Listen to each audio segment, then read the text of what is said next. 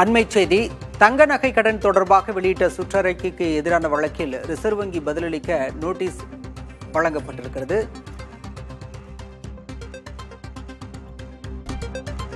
தங்க நகை கடன் தொடர்பாக வெளியிட்ட சுற்றறிக்கைக்கு எதிரான வழக்கில் ரிசர்வ் வங்கி பதிலளிக்குமாறு நீதிமன்றம் உத்தரவு பிறப்பித்திருக்கிறது. அண்மை செய்தியாக பார்க்கின்றோம்.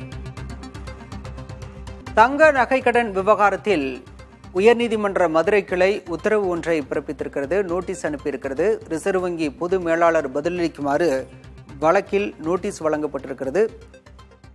தங்க நகை கடன் தொடர்பாக வெளியிட்ட சுற்றறிக்கைக்கு எதிரான வழக்கில் பதிலளிக்குமாறு உயர்நீதிமன்ற மதுரை கிளை உத்தரவிட்டிருக்கிறது. வங்கிகளில் பெற்ற தங்க நகை கடன் தொகைக்கு ஆண்டுதோறும் வட்டி செலுத்தப்படும் நிலையில் மறு அடகு வைக்கலாம் என்றிருந்த நிலையில் தற்போது அசலுடன் வட்டியையும் சேர்த்து செலுத்த வேண்டும் என்பதுதான் ரிசர்வ் வங்கியின் புதிய விதியாக இருந்தது. இதனால் ஏழை எளிய மக்கள் வங்கிகளில் நகையை அடகு வைக்கும்போது அவர்கள் மிகுந்த சிரமத்திற்கு ஆளாவதாக புகார்கள் எழுந்த நிலையில் தற்போது இது தொடர்பான வழக்கில் நீதிமன்றம் பதிலளிக்குமாறு ரிசர்வ் வங்கிக்கு உத்தரவிட்டிருக்கிறது.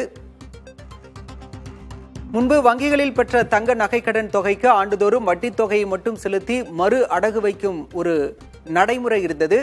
ரிசர்வ் வங்கி புதிய விதி ஒன்றை அண்மையில் அறிவித்திருந்தது. அதன்படி அசலுடன் வட்டியும் சேர்த்து செலுத்தினால் மட்டுமே மீண்டும் நகையை அடகு வைக்க முடியும் என்ற ஒரு விதியை கொண்டு வந்தது. இதற்கு எதிராக தொடரப்பட்ட வழக்கில் தற்போது சுற்றறிக்கைக்கு பதிலளிக்குமாறு ரிசர்வ் வங்கி பொது மேலாளருக்கு நீதிமன்றம் உத்தரவு பிறப்பித்திருக்கிறது.